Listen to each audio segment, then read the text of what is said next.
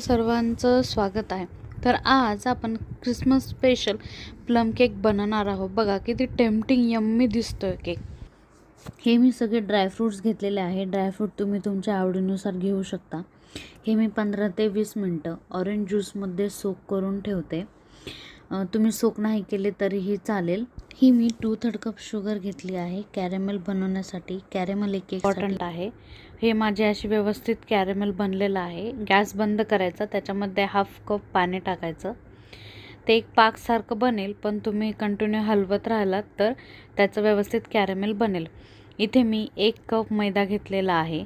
त्याच्यामध्ये 3 teaspoon milk powder, 1 teaspoon baking powder, 1 teaspoon baking soda, थोडीशी दालचिनी पावडर, थोडी जायफळ पावडर आणि हे मी मावा इसेन्स घातलेला आहे. त्यामध्ये दुसऱ्या भांड्यामध्ये 1/4 कप ऑइल, 1/4 कप दूध एकत्र व्यवस्थित मिक्स करून घ्यावे. त्याच्यामध्ये हे जे ड्राय मिक्सचर आहे ते व्यवस्थित ॲड करावे. ॲड करताना किंवा मिक्स करताना कट अँड फोल्ड मेथडनेच मिक्स करावे, म्हणजे तुमचं केकचं बॅटर फ्लफी राहतं. हे जे आपण कॅरमल सॉस बनवला होता तो व्यवस्थित थंड करून घ्यायचा आहे, तरच मिक्स करायचा आहे.